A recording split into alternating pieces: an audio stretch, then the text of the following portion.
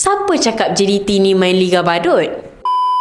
Kita ni sebagai rakyat Malaysia kena support tau. Tak kisahlah kelab mana pun yang bawa nama Malaysia.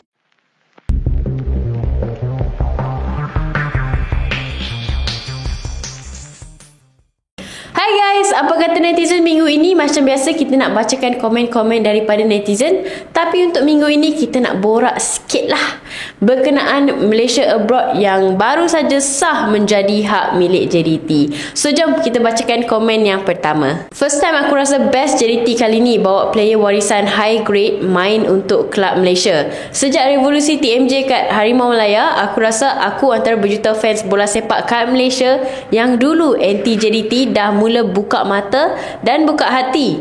Dulu zaman semi-pro Selangor dah bawa nama Malaysia di mata dunia. Kini zaman bola sepak profesional kena terima JDT pula yang sambung legasi mendunia, bawa nama Malaysia pula. So bagi saya sendiri ini salah satunya langkah sekurang-kurangnya JDT dapat menjuarai salah satu cup lah, antaranya ada Shopee Cup ataupun SCLE Championship. Kita ni sebagai rakyat Malaysia kena support tau. Tak kisahlah kelab mana pun yang bawa nama Malaysia ke pesada Asia. Tak kisahlah Selangor ke, Terengganu ke, Sabah ke, walaupun JDT sekalipun, kita ni kena support je. Betul tak? Rezeki dia dapat player best-best. Aku mengharapkan Negeri Sembilan pun ada usaha mengorak langkah ke arah yang sama. Kasih mantap dengan apa yang kita ada. Yang penting bersaing secara sihat. Kita mengharapkan agar Negeri Sembilan akan menunjukkan kebangkitan. Sebab kita tahu Negeri Sembilan dulu pernah ke final, tak silap saya, dalam 15 tahun lepas. Tahun 2010 Negeri Sembilan pernah ke final menentang Kelantan.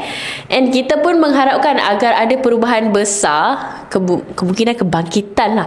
Sebab dia dah ada CEO baru, CEO baru dia pula muda, dia ada visi yang baru, and dah cuba untuk membuat perubahan landscape bola sepak Negeri Sembilan. Lepas tu dengan kemasukan player-player baru, kita ada Luqman Hakim daripada KB Kotrich, kita ada Kuzaimi PE, kita ada Azri Ghani. Macam kita tahu, Luqman Hakim ni bukan biasa-biasa, dia pernah tersenarai dalam top 50 Wonder Kids Football lah. Kita harapkan agar Luqman Hakim lah antara orang yang dapat merubah corak permainan Negeri Sembilan FC. Mesti ramai yang kecam. Tak silap aku dia dah free agent, tak ada kelab lagi. Mungkin JDT offer gaji bagus, dia terima lah. Apa masalahnya?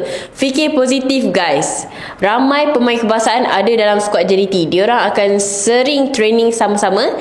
Ini akan tingkatkan chemistry dalam satu tim. Komen ni berkenaan, tak silap saya, Ira Zabal lah. Betul, bukan setakat hanya untuk JDT, tapi untuk negara kita sendiri. Macam kita tahu, Malaysia dah lama tak menang. Sekali masa hari tu kita ada player warisan baru. Kita menang menentang Vietnam 4-0 tak silap saya. So daripada situ kita nampak yang player warisan ni memberi perubahan yang besar untuk Malaysia. Tak ada masalah pun, okey je kalau main dengan JDT. Selain Liga, JDT main SCL dan juga dah umum untuk main Shopee Cup. Banyak game kompetitif yang JDT akan main. Betul, JDT ni macam kita tahu diorang dah kuat. Tak kisah diorang main position mana sekalipun, diorang dah ada tactical diorang sendiri tau. Kalau main dekat dalam Liga Malaysia pun kita tahu JDT on top. So kita mengharapkan agar player warisan yang masuk ke JDT dapat bawa naikkan nama Malaysia lebih tinggi ke Asia. Elok-elok main Liga Eropah, kini main Liga Badut. Sayang prestasi tak dapat kekalkan permainan intensiti tinggi Eropah di Liga Badut Sarkas. Siapa cakap JDT ni main Liga Badut?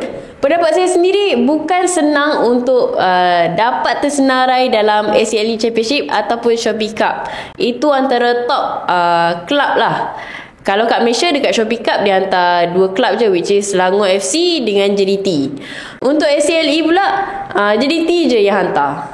Selangor dia main SCLE 2. So daripada situ kita tahu yang Liga JDT main ni adalah bukan Liga Badut yang macam orang cakapkan. Tak apa, Liga Azerbaijan pun tak tinggi mana, biarlah dia main Liga M. Lagipun tak ada offer mana-mana kelab. Betul. Walaupun kat Sabah FK Ira Zabal ni first E, tapi sebab dia dah bukan sign kontrak dengan mana-mana kelab, tak apa, kita beri peluang untuk Ira Zabal ke JDT untuk curahkan semua dia punya performance dekat JDT. Kat Europe dulu mungkin agak sukar untuk dia menangkan sesuatu championship. So alang-alang dia duduk kat JDT, dia boleh naikkan nama Malaysia sekali. So kita harapkan kehadiran Irazabal dapat memberi kemenangan untuk JDT. So korang rasa apa pendapat korang berkenaan Malaysia Abroad sah menjadi milik JDT? Sekiranya korang ada pendapat ataupun cadangan, korang boleh komen je kat bawah. Bye bye.